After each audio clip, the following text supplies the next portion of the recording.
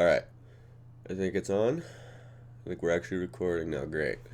Um, alright, first things first. I just recorded a 9-minute video about this, and then I uploaded it, and then I watched it, and I had my mic off. So here we are again. UFC 311, Makachev Moicano. It used to be Makachev Sarukian, which I was really hyped about, but oh well. I know, there's a face cam. It's new. I'm a little shy. It's alright. Um, yeah, we're just gonna fucking do it again. It might be a little shorter than it was, but who cares? First of all, I gotta show you this guy's face. Look at this shit. What the fuck are we looking at here? This is how we know he's winning. Yeah, so we're gonna choose Tagir Olenbekov for the early prelims, the first fight of the night. I think he's got it. We're gonna choose Bernardo Sapaz because Ricky Turcios lost to Raul Rosas Jr. in a decision, I think. So we're gonna go Bernardo Sapaz from Albania, negative 245 favorite. It just makes sense. I don't know either of these guys, but we're going with the favorite, which is Rinya Nakamura versus Muin Gafurov. I butchered that shit, but it's okay. Yeah, I don't know these guys, so I'm not even going to pretend to know. I'm just going to say the favorite. Carol Rosa and Aylin Perez. Again, I don't fucking care, don't know. We're going with the favorite, Carol Rosa. Alright. This leaves us with the prelims, which is Grant Dawson, Diego Ferreira. I'm going to go Grant Dawson. I could see Grant Dawson just fucking chinning this guy pretty early, or even a rear naked choke I could see him pulling off pretty early. Or round 2. Round 3, I think the longer it goes, it'll be more in Diego's favor. Grant does like slow down a little bit. So I'm going to say Diego's got it if it goes later. But the first 2 rounds, Grant, I say. So I'm going to go Grant, KO round 2, TKO round 2. That's my final guess. And that leaves us Bogdan Guskov and Billy Elikana. Your guess is good as mine on this, dog. I don't know who these fucking nobodies are. No offense, but I don't know who these people are. So we're just going to go with the favorite. No, actually, we're going to go with Bogdan Guskov because he's from this place and this guy's from the U.S. And this guy looks fucking like a skinny Sergey Spivak. We're just going to choose him. It's easy. I don't really know these guys. I haven't really watched them fight. Light heavyweight kind of sucks, too.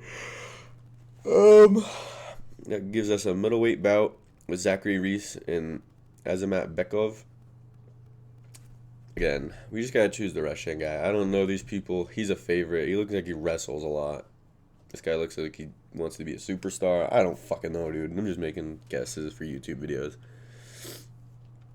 And the end of the prelims is Peyton Talbot and Rayoni Barcelos. Alright, disclaimer. I don't really care for Peyton Talbot like the rest of the fan base of MMA. I don't really care. I don't see the hype. I mean, I guess he's a good striker and he can wrestle, but I don't think it justifies being a 1,050 favorite. That's fucking diabolical. So just for that reason alone, I'm going to say Barcelos. He's a strong fucking guy. He's got a good jab and a good straight pipe down the middle. I'm going to say he can do it. I'm just being the devil's advocate, really, though. I don't really care. Peyton Talbot's cool. I miss his hair. I don't really like this shit, but I just don't really get it. Calling him Sean O'Malley 2.0 is crazy. Like, bantamweight is very, very shallow. You have, like, the top 5, and that's it. And the top 5 is meh. You either get Sandhagen or Sean O'Malley, or you get Umar and Marab. So you're either wrestling or you're striking, you know? I'm going to say Barcelos just to be the devil's advocate and simply for the fact that I think Peyton Talbot is crazily overhyped. If you put him in 145, top 10, top 15, I think he would get smoked pretty bad. So that leaves us to the main card. Cool guy Kevin Holland and Rainier D. Ritter. I'm going Ritter. I'm straight out. I think Kevin Holland's days are done. Like, I just watched the podcast with him and Rampage Jackson. He's trying to square up with Rampage Jackson. Brother, you have to beat your last fight before you could fucking fight Rampage Jackson. Are you serious? That's how I think it. Kevin Holland just doesn't try. He thinks he's too cool to try. Like, look at me, guys. I'm not trying in a title fight. I'm so funny and cool. Like, I'm talking in my fight. I'm so not caring. I'm fucking over this guy. You could do all that if you're trying. Like, like he's in the press conference telling this guy not to shoot a takedown. Brother, learn how to wrestle. Just learn how to stuff takedowns. Learn how to drop elbows and shit. So just off that alone, I'm going Ritter. Kevin Holland, he needs to either start trying or start fighting fucking for money. Like, fighting these guys, I don't care. He's a jobber now. So that's how I see it. Kevin Holland, you need to lock the fuck in or go back to like Bellator or some shit. Bellator's gone, PFL. Jayton Almeida and Sergey Spivak.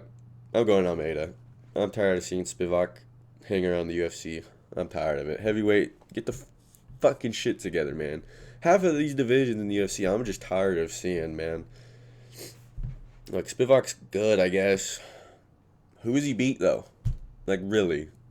Like, heavyweight is just this cycle of beating somebody and then getting beat immediately. So, I'm going Almeida. He's kind of fresh blood. He has lost by KO, so it's possible, but I'm going Almeida. Almeida, whatever. I think he can sub him round 2, maybe 3. I don't fucking care, really. Prochazka and Hill. This is the one we've been waiting for. This is the one we were due. This has 2 different ways in my head. Hill hits like a fucking truck straight down the pipe, like right on the chin, you're probably sleeping. But if Prochazka goes in there like he says, protecting his head, watching out for the fucking hooks and shit, I think he can beat Hill, technically. But if Hill just slips in a straight right hand down the middle, Prochazka's fucking hitting the canvas, I think. I think Hill's overhated. He's still really good. I always see like this Twitter gif of his footwork. Who gives a fuck, man? He's fighting Glover Teixeira. Like, it don't matter. So I think Prochazka is going to lose unless he goes in technically sound. If he protects his head, is dodging and weaving, fighting orthodox, I think he can beat Hill. But if he goes in there doing what he did against, what the fuck is this guy's name? Rakic? Fuck, I can't even pronounce it. But if he goes in there like he did against that, Hill's going to sleep him.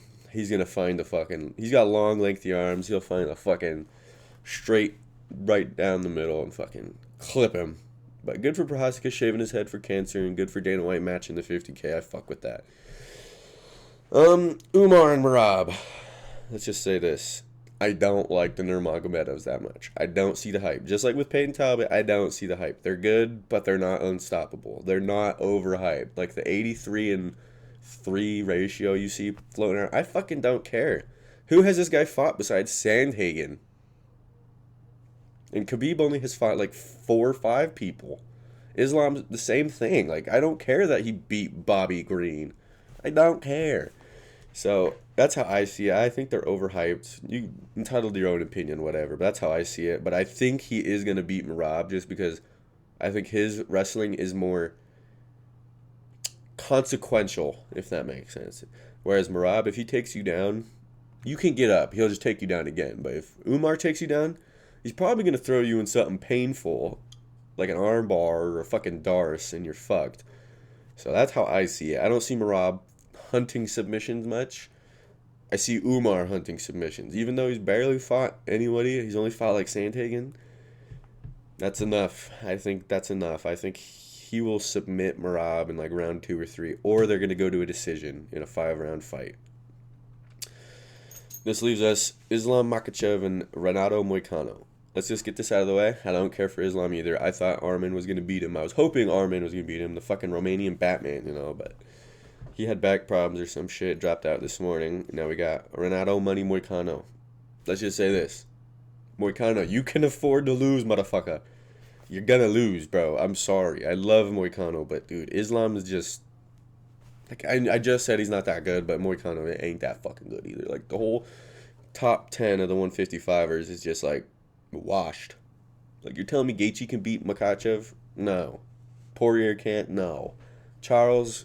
I don't think so. Even though Charles is my favorite of all time. I just think they need new blood. 155 needs some new heavy hitters, some wrestlers like Patty. Patty would probably give Islam a hard fight, I think, all things considered. So we're gonna say Makachev round 1 or 2, maybe even 3 KO or TKO. I'm unfortunately planning to see Moicano unconscious on the fucking canvas. I don't see him beating Makachev unless he gets a weird, fluky rear naked choke type deal. But even then, Makachev is probably just stronger, more technical, faster. I think all around Makachev is better. So we're going Makachev. Moicano's unfortunately losing. I love Moicano, but yeah, that's how I see it. That is gonna happen tomorrow, Jan 18th. So yeah, those are my predictions. I think Moicano is gonna get baptized, unfortunately. So yeah, thanks for watching. Enjoy. I'm sorry I missed the first fight night, but I wasn't watching that garbage. So yeah.